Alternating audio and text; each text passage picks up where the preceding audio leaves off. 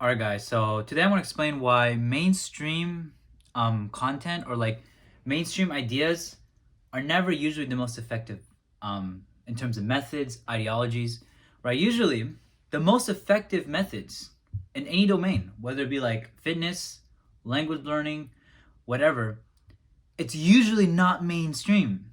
It's always the underdog. It's always like the methods that are kind of niche and like kind of under the radar, right?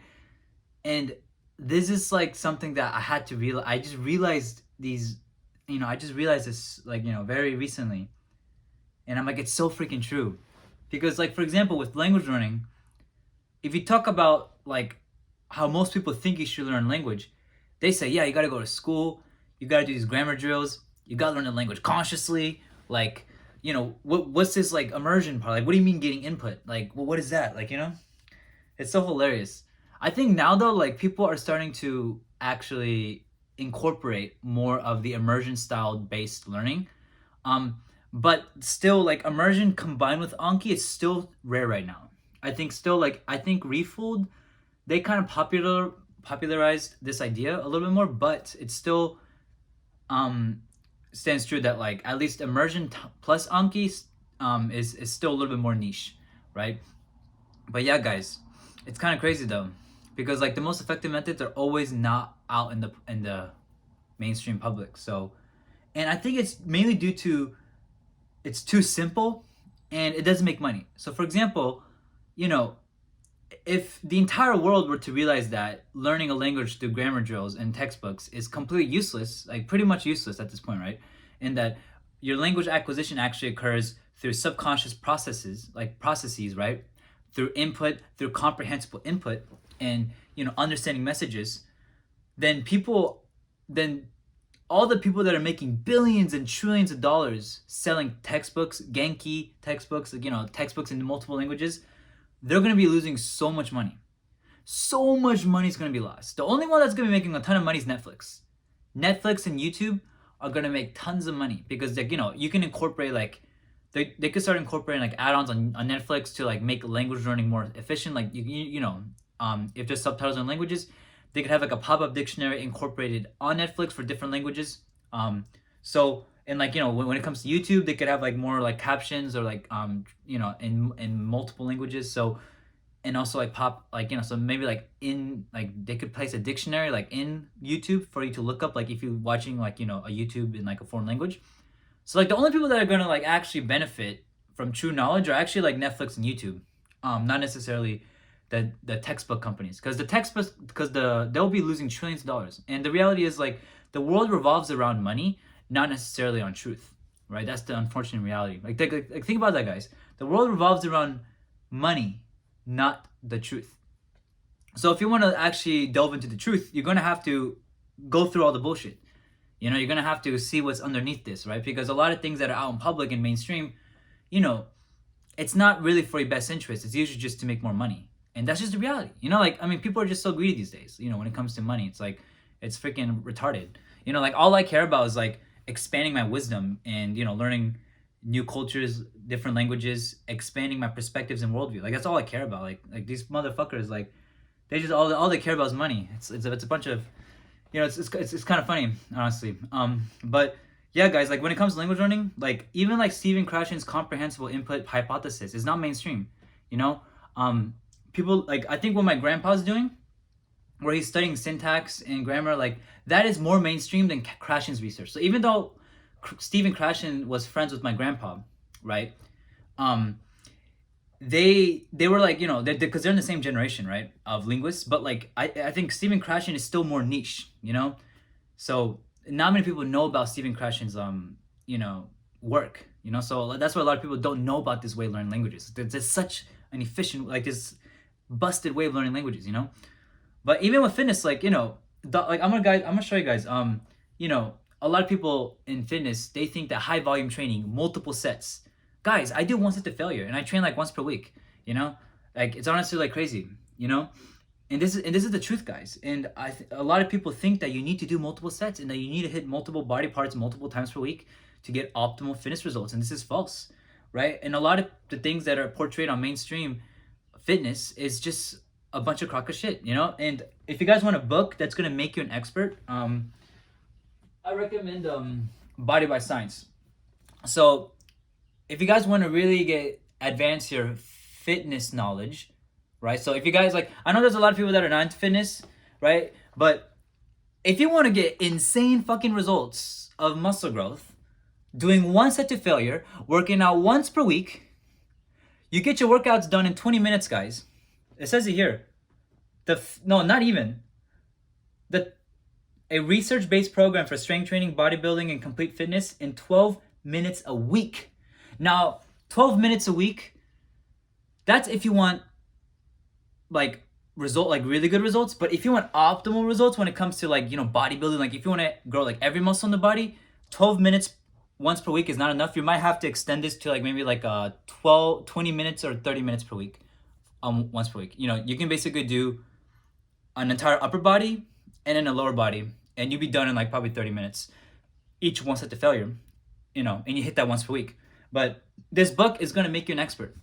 This book is going to make you more of an expert than Dr. Mike Israetel, than all the scam influencers I think they know what they're talking about, right? And the reason why, you know, this book is typically amazing is because it's based off of evidence, right? A lot of people have not looked at the literature and like, you know, when it comes to strength training, but I have like a bunch of studies pulled up that support this type of training. And it's not that this training like ended up emerging as a result of literature, of the peer-reviewed studies, and it makes sense, like the most sense physiologically too. But you know, there's like, because the studies that support high volume don't actually conduct their studies correctly in the sense that they don't have some of the variables controlled, right? So you have a lot of nuances lost. Like for example, people say that like more sets equals more muscle growth, but that's because they didn't do the first set more intensely enough. Yes, if you didn't do your first set properly, like they explain in this book, then of course doing more sets is going to be more effective because you're going to fatigue the muscle more. But if you do your first set properly, then you don't need to do more sets, right? You don't need to do all this volume training. People do more volume in order to compensate for the lack of intensity in their training, right? So guys, listen to Dr. Doug McGuff, John Little. I also recommend Ken Hutchins' biomechanics book is also going to make you an expert. But this book alone can make you an expert, guys. Like guys, if you guys don't want like actual fitness knowledge, this book will actually get you there. And when it comes to language learning, like honestly, I mean, where did I get this knowledge? I got, you know, Refold is good. I think Refold is good. Math versus Japan, like I got some of his knowledge from him. Though I think Math versus Japan has a good perspective on how to achieve a deep level of literacy in a language, but I don't think Matt knows like much about like other languages. Like for me, like I know more languages than Japanese, so like I'm able to see how different languages differ in their conversational, colloquial, and their literary contexts, right? So I have more perspective in that aspect. But definitely Refold and Math versus Japan, they give very good, practical, real advice that, you know, that completely cut to the bullshit. So yeah, guys, but that's just the reality, guys. Like, you know, usually the most effective knowledge is not mainstream, and you know, it's really frustrating to realize this now. So like when I go into a new domain, like any domain, I just have to make sure I put the goggles on and be like, okay, let's cut through the bullshit, right? I'm just gonna have to like search through every perspective. I'm gonna have to like, you know, go down the rabbit hole of like, okay, who's false, who's right, cross-reference between a bunch of people. Because here's the thing, if you stumbled upon like Math versus Japan videos and Refold, and you stumbled upon like people that supported learning through textbooks, you can see like which one is more clearly like better and knows what they're talking about. And the complicated thing about fitness is if you're doing the same thing with fitness, most people will actually judge the credibility of someone's fitness knowledge based on their physique. So they'll be like, oh, this guy looks bigger, more muscle than this guy, so I'm going to trust the guy with bigger muscle. That's false. Because the guy with bigger muscles has bigger muscles because of his genetics, not necessarily because of his training. Dr. Doug McGuff is a genius in exercise science, but Dr. Doug McGuff does not have the best genetics, right? Like he has, you know, he still looks really good for like, you know, his age, but he does not have the same genetics as a bodybuilder. So even if a bodybuilder is doing a very inefficient method, right? That bodybuilder is still going to get amazing results regardless. So these people that have the big physiques have their physiques because of the knowledge, not necessarily. I mean, no, these people have these people have their physiques because of their genetics, not because of the knowledge. So just because someone has a bigger physique than you, or like a better physique, does not mean they know what they're talking about. Because there's a difference between knowledge of exercise science, like in this book, versus people that just have insane genetics. Because here's the thing: when you have insane genetics, bro, you can do anything, bro. Like, I mean, just look at me. Like, I got pretty insane genetics. Like, that was me when I was a gymnast. I did zero strength training. I did zero weights. I didn't even go to the gym, bro. I just did gymnastics, and I already had huge biceps. That's what genetics does. It's like, it doesn't matter what you fucking do. You're gonna have muscles anyway, carrying rocks. Like, to be honest. Now, when it comes to language learning, results are actually very reliable. So for example, if someone learned multiple foreign languages to a very high level, like someone like Maverick's Japan, like he learned it to like a very high level in Japanese, if you see someone that has learned a very high level fluency in like, a foreign language from scratch, not being a native speaker, you can most likely trust their advice, right? But you have to be careful because some people that know multiple languages are native speakers of multiple languages and may not understand truly how they were able to acquire multiple languages. An example of this would be like, my Japanese grandma, like, my Japanese grandmom is completely against Stephen Krashen's ideas, yet she's the one out here reading all day. She's doing the very thing that Stephen Krashen supports. And people kind of like sum that up as, that's because, she's a native speaker of Japanese. So if she reads books all day, of course she's going to get better. It's like, no, well, you don't see the point. It's like that proves Stephen Krashen's input hypothesis that like if you just read books in a language or comprehensive input, you're going to expand your vocab. So my grandma is doing the very thing that she actually disagrees with. You see? So this is the thing when it comes to nuances, when it comes to trusting people's advice on the internet. You have to have there's multiple layers of perspectives that has to be unwind with fitness. Just because this guy has a good physique does not mean they know what they're talking about. Just because this guy can speak multiple languages, if this guy's a native speaker of multiple languages, which means that, this guy has had exposure since he was a kid for multiple languages and didn't have to put that much effort, then this guy might not know like at all how he learned his languages.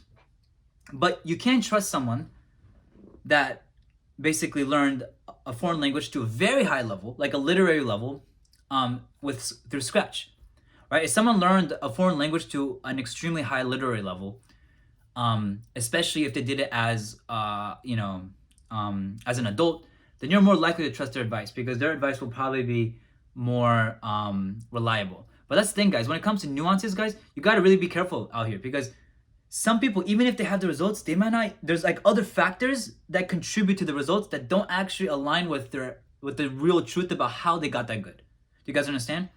So, like, for example, with my genetics, I could have just kept doing like high volume training, and I would have gotten like an insane physique anyway, right? And then you would have told me like, how'd you get the physique? And I was like, oh, I did this and this and this, and it's like, well, maybe I would have no idea what I'm talking about with fitness, and not really understand the intricate like molecular like like processes in the body of muscle growth and everything. Like I might have no idea what I'm talking about, but because like I have my genetics, like I'm able to just get big. You know what I mean?